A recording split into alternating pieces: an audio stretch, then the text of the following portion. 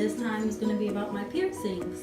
Just a little small information. It's going to be a quick video. I don't really have much to say. So if you want to know about my piercings, just keep watching this video. Okay, so I'm going to go in order by all the piercings I had. And obviously the first one I had was my first hole on my ears. And I can't really tell you about that time because I was a baby. My mom's doing piercings as I was a baby. That's pretty much all I can say. I always had my first ear hole since before I can remember. After that, I did get my second hole. I have 3 holes in my ear. I got my second hole when I was like maybe freshman and sophomore in high school. My mom actually did that for me with one of those do-it-yourself ear piercing kits that you can get from well, the first one was a gift from someone. It was a gift from my aunt, and it was just like a small little ear piercing gun. And she marked it with a marker, just put it to my ear, and pow! Pierced my ear. The pain, if you don't have your ear hole pierced, it's probably one of the easiest piercings you could probably ever get. The most you would probably feel is your ears will get really hot. Because that's what happened to me. My ears got hot. And one ear hurt more than the other, so you can kind of expect that too. On the kit, it told me that I wasn't allowed to change my earrings for about a month, so that's what I did. I left those in for about a month. They weren't like actual like diamond earrings or whatever. It was like, since I got it from a store, it was an earring, but it didn't look like an earring. It was like just this gold piece. This gold piercing thing. Like, the earring was made to pierce your ear. Like, I can't really explain it, but if you bought the kit, you would know what I'm talking about. The next piercing that I got was actually my belly button piercing. I'll insert a picture or something right now. So I got my belly pierced when I was a sophomore in high school, and my belly piercing is probably my favorite piercing because I love showing my stomach. I love crop tops. I love the way my body shape is. I just love I had to have a belly piercing, and I have an in-betweeny belly button. If you don't know what that means, that's when your belly button is in, but it's also sticking out, but it's not sticking past the line you have. If you had an innie, it's not coming all the way out, so I call it the in-betweeny.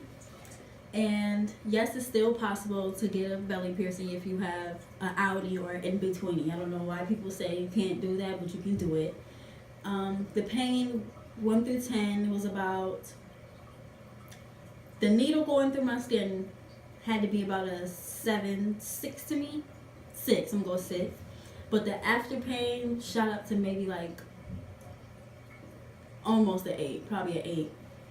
It was a piece of cake. I didn't flinch. I didn't say ow. I was just chewing my gum like I wasn't even getting a piercing. After I got it pierced, it did bleed for a little bit, randomly, maybe about, because after I got my belly pierced, I went shopping, and I got it probably like 10 minutes after I got it pierced. It just started bleeding randomly in the store. So I had to stop the bleeding, but it was really sore for some days, and they say you're not supposed to change your piercing for like 6 months to a year. And let me tell you that is true. I will not change your belly piercing earlier than that.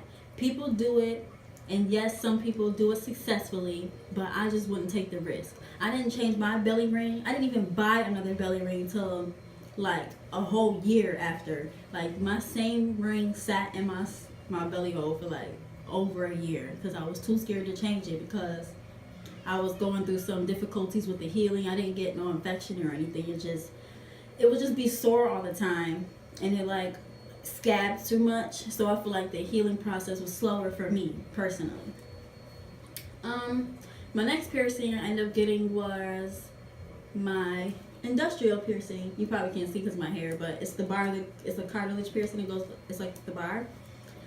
And everyone, the number one answer I get for that, the number one question I get for that is, did it hurt?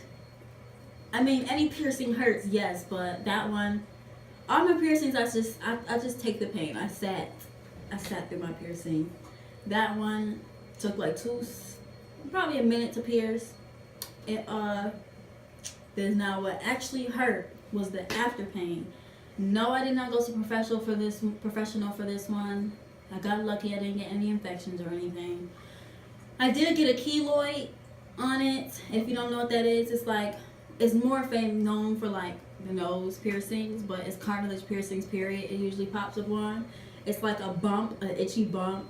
It usually doesn't pus. Well, mine didn't pus, but it pops up on piercings like that. So if you want to know how to handle it, I can make a separate video for that. But yes, I did get a keloid on it, and the after pain was terrible. I couldn't even sleep on that side of my ear. I still have complications with it to this very day, and that was, I graduated out of high school now. Like, sometimes it still hurts. Sometimes if I hit it and it starts to get sore, it's a hassle to deal with. But I love the piercing, so I'm not taking it out. To be honest, I don't know how long you should wait to change it, but I would say, I don't know, I could look it up for you and put it in the description, because I really don't know. And it took me a very long time to change mine, probably like a year. I take a long time to change my piercings, okay? Just because, I don't know, I'd be scared I'm gonna get just to mess something up, I don't know. But yeah, I didn't change that piercing until like a year, and I feel like it was kind of pierced wrong, because I can't wear certain ear piercings for that one because it doesn't fit. Certain ones don't fit. It's a weird long story. That's why you should go to professional, guys. Don't just go to some random person you could trust. Go to a professional. Okay, the next piercing I got was my third ear hole. It's the same process as the second one. My mom had bought a kit, and she also pierced the third one the same way, same pain, same amount of time to change it. And then the last one I just recently, not just recently, but it's the last piercing I got, was my nose piercing. And I have a hoop. I got that one actually last year in 2017. It is now actually no.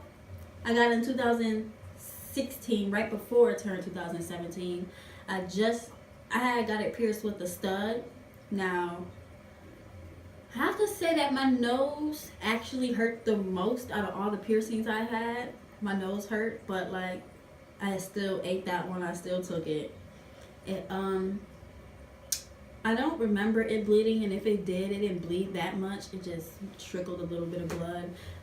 Tears did go down my eyes, but I wasn't crying. You know, the nose and the nose and the eyes are connected up in there, so the after pain my nose was very tender. Like, I didn't want to touch my nose, scratch my nose, blow my nose. I didn't want to touch my nose at all.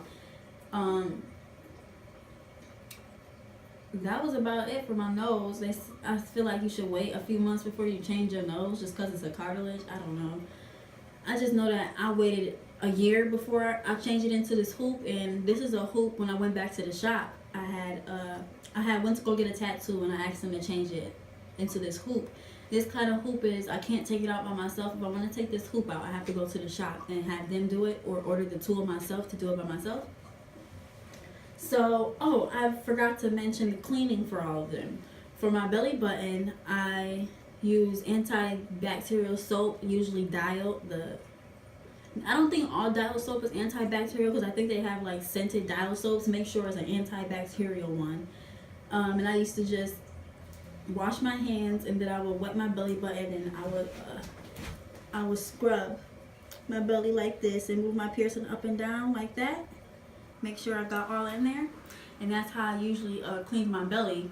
And for all the rest of my piercings, it's about to be the same way that I'm about to say. I used to take a Q-tip, antibacterial soap, and usually I did this in the shower because this stuff is on my face.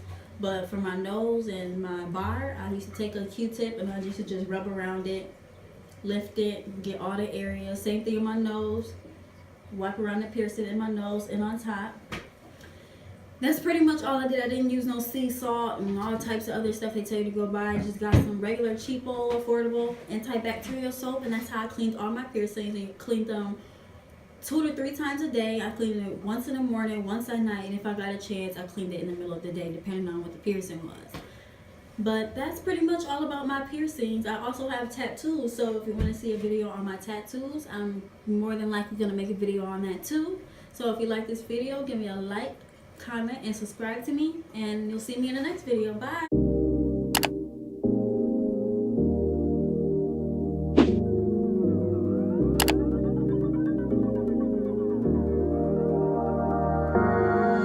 I think I'm bad as hell, I got his shoes out of line.